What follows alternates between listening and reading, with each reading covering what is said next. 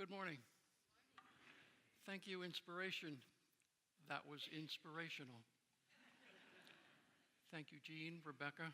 Thank you, Ellen. Can you imagine signing and speaking at the same time?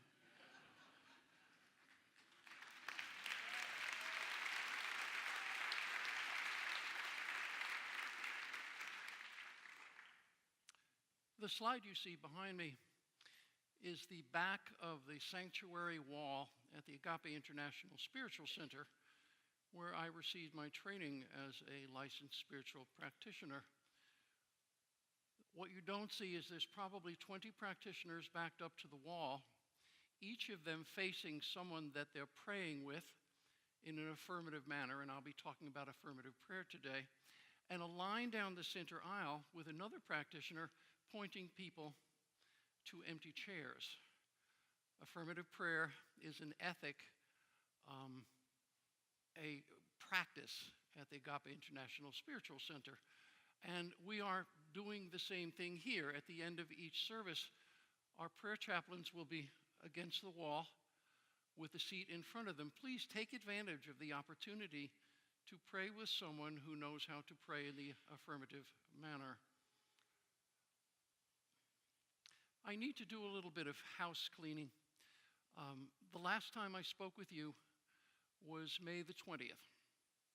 And at that time, I talked about the fact that I had been diagnosed with lung cancer in mid-January. And I talked about the remarkable journey of healing that took place for me, to the point where my doctors would say stuff to me like, "We don't see things like that very often." And what was happening is, from day one, for example, to a week and a half in treatment, the tumors had shrunk to the point where instead of being solid masses, they were wispy, cloud-like substances. And that progressed and kept going. And finally, at the end of treatment, which was May the 30th, they said to me, "Don't be disappointed if we see something when we do the next scan. We're expecting the scan after that for the tumors to be gone." Would you put up the first medical slide, please? So this is the scan that was taken in March of 2018. And you can see from the red arrows, there are two very distinct masses. And those are tumors. Would you put up the next slide from August?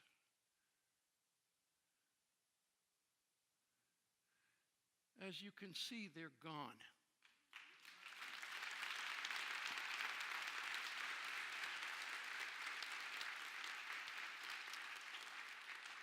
Jean and I were sitting with the oncologist. People at Texas Oncology were wonderful, but I have to say at times they were rather mystified by me. When I first received my diagnosis, I said to my doctor, I said, "Don't be so worried. I'm not afraid to die. You don't know who you're dealing with." I'm a spiritual practitioner.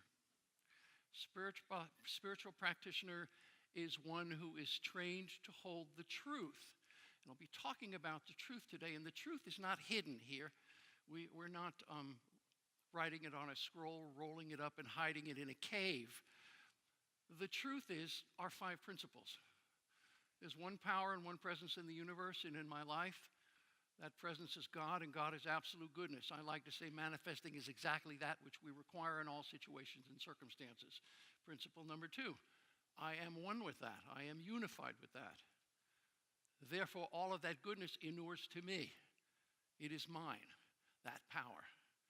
Those are the 2 truths, 2 of the truths. The other truth is the one that gets us kicked out of the Garden of Eden, which is that I create my experience through the content of my thoughts and the emotions that drive them, but we'll talk about that later. Ernest Holmes, to piggyback on what Jean said about demonstration, Ernest Holmes, the founder of the Church of Religious Science, which we now call Centers for Spiritual Living, said, and I'll paraphrase, that the problem with metaphysics is that it's highly theoretical. a lot of talking, a lot of intellectualizing. He said, but until you have proof, till you have demonstration, okay, you have no proof. But that once you have demonstration, you have truth. What I'm going to talk about today is truth. What you saw up there was a demonstration of what I believe was affirmative prayer. Those people with their backs to the wall, my brothers and sisters in the Agape Practitioner Corps, the moment that I knew what the diagnosis was for sure, I called. And I had people praying for me in an affirmative manner. Those people who knew that there's only one power and one presence in the universe, and in my life, that power is God, and God is absolute goodness. That Lance must be one with that. And therefore, what we were seeing, that appearance of cancer, was illusionary. I'm not denying illness. I'm not denying pain or death or suffering. I am just saying that there is another way to look at this, a different way. Let me talk about affirmative prayer. I'm going to quote Paul Hasselbeck, who was a Unity minister and a teacher. The book that we use here for spiritual enrichment, heart-centered metaphysics, he is the one who compiled that book. It is his commentary along with the Fillmores that we see very often. And Hasselbeck says, affirmative prayer, rooted in faith, adjusts the human mind with the ideas of divine mind. God, or divine mind, is the realm of unlimited mind substance or divine ideas. Pray knowing and claiming that divine mind is the source of divine ideas and substance. The habit of affirmative prayers and ever-present substance disempowers or erases all thoughts of lack, poverty, limitation, illness, etc. We should not utilize prayers that beg for their prayers of doubt. Ernest Holmes again. When you give a spiritual mind treatment, which is a form of affirmative prayer that I use, I'm going to give you a lot of details today that you really don't need. Because it's how I pray. And if you wish to know more about how I pray, we'll do a workshop. Just let me know and I'll put together a workshop. But what I'm really more interested in is consciousness of prayer, is knowing the truth, is denying the negativity. Okay, and if you can do that, however you do it, my mother-in-law, a little old Christian lady in Victoria, Texas, the moment she knew about my diagnosis, she had her prayer circle put together. And believe me, they do not pray the way I pray. But I have no doubt that there was juice in what those ladies were doing. Okay? We're just going to hear anyway. You are not asking that someone be healed. You're not hoping that someone be healed. You're not wishing that someone be healed. You are making definite statements in the mind principle about some person or situation, or you are entertaining a state of realization in your own consciousness for someone or something. You are not petitioning God to please do this or that or something else. Now, from my perspective, that kind of prayer never made any sense. It said, why would you heal me and not someone else? What kind of God would do that? And we can try to figure out God's will, etc. I'm just saying, it just never made any sense to me. What does make sense to me is to hold fast to spiritual principle. There's only one power and one presence in the universe and in my life, God. And God is absolute goodness in all situations and circumstances. That's what we're saying. I'm not making it up. And I'm one with that. I have to be one with that. I'm made in the image and likeness of that. I love Myrtle Fillmore's statement. I am a child of God. I do not inherit sickness. In a little while, I will tell you that's a statement of unification, a powerful statement of unification, and a statement of realization. A natural outcome of being a child of God. I don't inherit illness. I don't inherit poverty. I don't inherit relationship issues. I don't. As a child of God, if I can fully claim that. Okay? All right. So, I want to talk about affirmative prayer in the manner that I pray it, and I do it in 6 steps. The first step is gratitude. I believe the seed of the soul is in the heart, and what I really want to do in gratitude is drop from my head to my heart. I want the truth to come out of me and not my ego in prayer. And I believe that I do that when I'm praying from the heart. Gratitude brings me there. I'm grateful for absolutely everything that has ever happened to me in my life, for it puts me in front of you people today. 30 years ago, I was living in a halfway house with all my stuff in a hefty bag.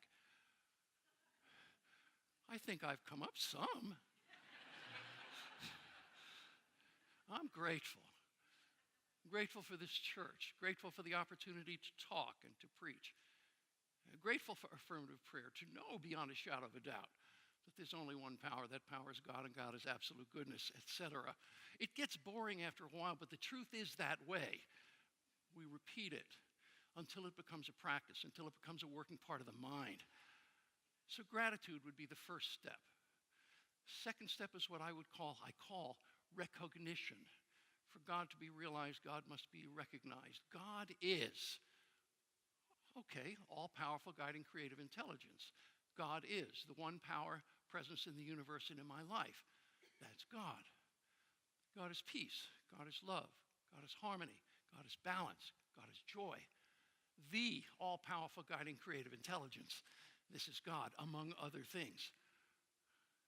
Recognition.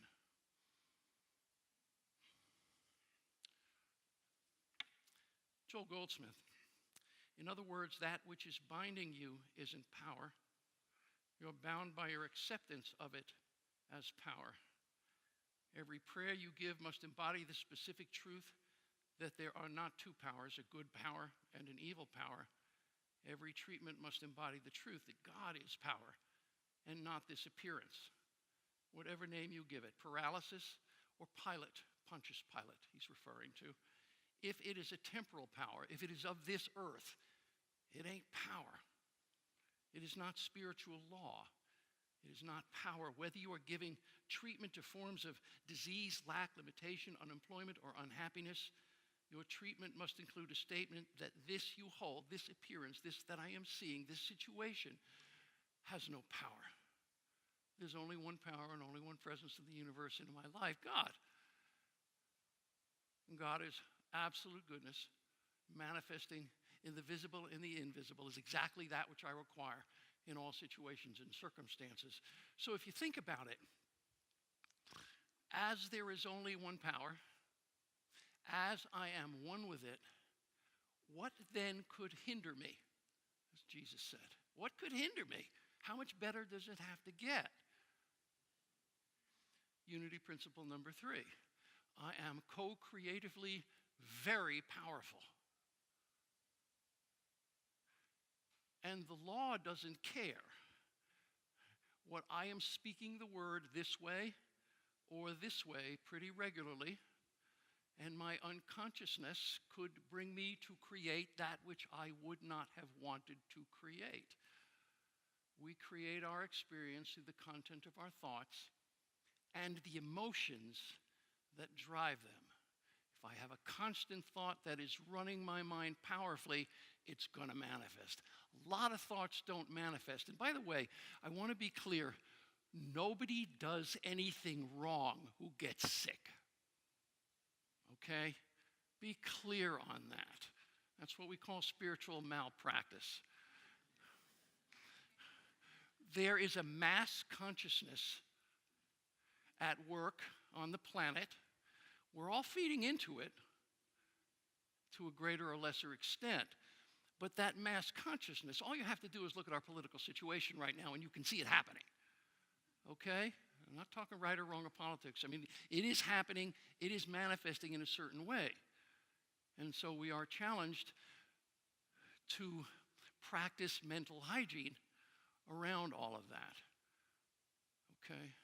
And that's what affirmative prayer is about. Affirmative prayer leads me back to the truth that I will repeat again. There's only one power. That power is God. God is absolute goodness, as we require, and I am one with that. So from unification, I go to realization. as those two things are true, what then could hinder me? Nothing. I loved Myrtle's whole quote, and I said it, is that I am a child of God, therefore I do not inherit sickness. It is the most elegant statement of unification, oneness, and realization you'll ever hear in one line. Because what she's saying is, I am absolutely one with God, and I can't inherit sickness. And for those of you who don't know the story, she had tuberculosis. And so she said this. Now, she didn't say, I'm a child of God, like you hear sometimes where it's kind of a spiritual bypass. Oh, I'm a child of God. No, I get it that Myrtle was really saying, I am a child of God, and I do not inherit sickness. And I had a lot of other people praying for me and for my recovery in a manner that was holding the truth. Not one of those practitioners went to God petitioning for my health. I know exactly what they did within reason. We all have our individual styles and ways of using it, but we do what we call holding the truth. Realization. As principles 1 and 2 hold, what then could hinder me? What could get in the way? And we have practices, of course, meditation for observing our thinking, and prayer. Principle number 4 at Unity, right, is that prayer and meditation enhance, uncover, help us unfold that oneness. So we have the principles in place. As I said, we don't write it on a scroll, roll it up, and hide it in a cave. It's available to anybody. Read Ellen Davenport's book, The 5 Principles. It's wonderful. And then you have to practice it. I mean, that's the deal. Children of trauma are drawn to the Spirit, but too few do the actual work necessary to transform. There's work to be done. And I'm not special. I'm not smarter than anybody else, but I have practiced, and I've been to school, which makes it a lot easier. And I've hung with a lot of people who believe that way, and I became sick and tired of the way things were going otherwise. It just never worked for me. Realization. Thanksgiving. I'm not saying thank you to anybody. I'm not praying to anybody. I'm praying from spiritual principle. Affirmative prayer is grounded in spiritual principle. And the thanksgiving that I'm holding is for the knowledge I have that it's done. That the subject of the prayer is done. The appearance situation is gone. It no longer holds any power, because there's only one power and one presence in the universe in my life, God, and God is absolute goodness. If I told you once, I told you 1,000 times. Isn't it funny? So, anyway, Thanksgiving. And the final step, and I'll review and there will be no test, is what we call release. I'm done. Done in the mind of God is done indeed. Done in the absolute, it's done in the relative world. There are no problems in the relative world, in the temporal world, that spiritual principle will not solve.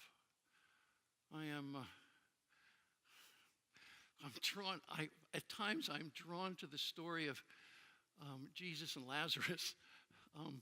Was it Mary and Martha come running to Jesus and tell him that, his buddy Lazarus is dead? And they said, can you do something about it? And Jesus goes, and as my friend Linda Holmes pointed out to me, this might have been the first affirmative prayer you ever see in the Bible. Because before he says another word, Jesus goes up, he says, thank you, Father. Lazarus, get up. Done. These things and more you shall do. We're not special. Jesus was held up as an example, not an exception. Okay? And my life is an example of that. I was talking about demonstrations. A simple one, about 5 or 6 years ago, I was speaking in Beverly Hills. I was asked to do a reading in a meeting of Alcoholics Anonymous that I can do by heart. I can stand on my head and do it, I promise you. And yet I got to this place and I was having a panic attack. And my mouth was dry, my heart was pounding, I was sweating, my knees were weak. I really thought I was having a heart attack. And I was observing this. I'm a good little spiritual practitioner, meditate all the time, so I'm able to witness myself about to fall down in front of 60 people. And as I was standing there, all of a sudden I was hit by what I can only describe as a burst of sunshine in my chest. And it slid down my body, taking with it all of the negativity and all of the fear and all of the panic and all the physical symptoms.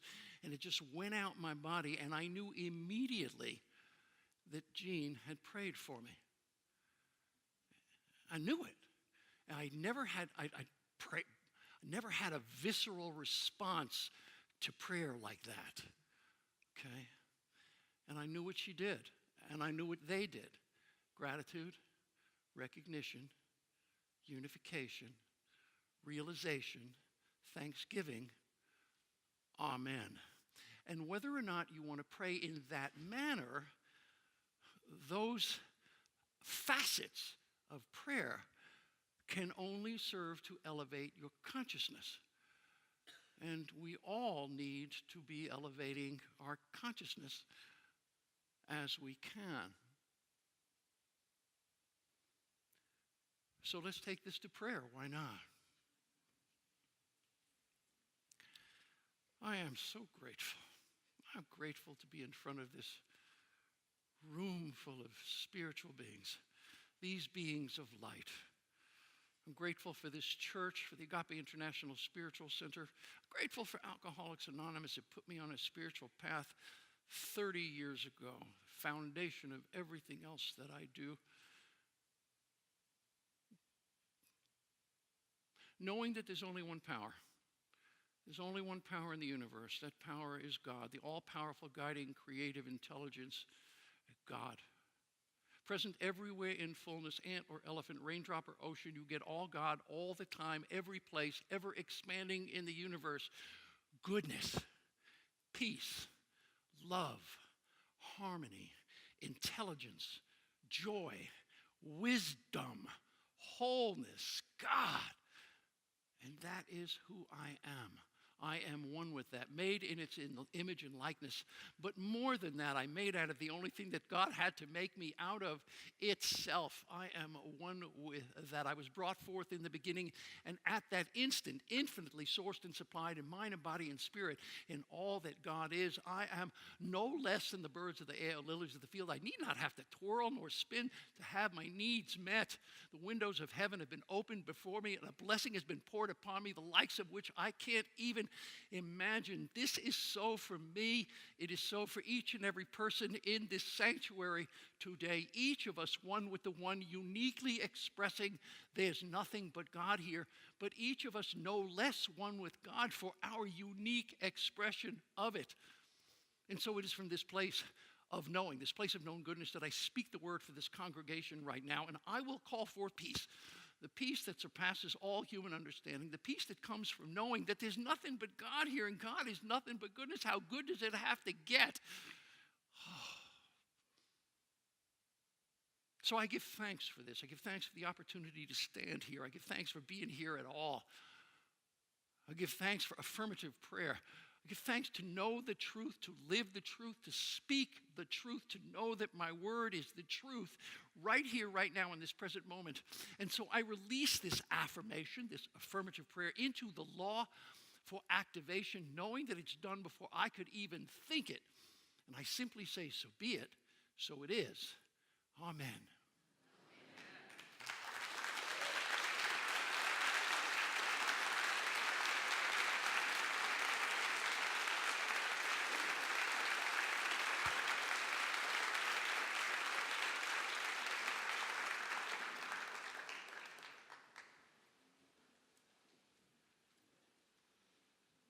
Thank you. Thank you, Lance. It's always so good to be reminded of the truth. So this is our time of giving. And it is our time when we get to demonstrate in our own lives that we understand that truth about abundance and about circulation and about giving, knowing that the universe itself expresses abundance everywhere, and that is simply the way nature is. That's the way God is. That's the way we are. We just simply have to get that circulation going and get in the flow. So what the slide that just clicked off was the way to text, if you want to text, and especially our friends on Facebook. Or, of course, you can also give the regular way with a check or online. So if we could all now just say our blessing. Divine love through me blesses and multiplies all that I am, all that I have, all that I circulate, and I am grateful.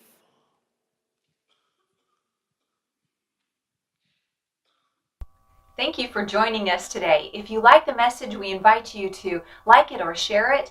And we also want to let you know that we're on Instagram, Twitter, and we'll see you again next Sunday on Facebook at 11:25. We're a New Thought church where lives are transformed, and we welcome you to check us out. Check out our website, unityhills.org. We'll see you next week. Namaste.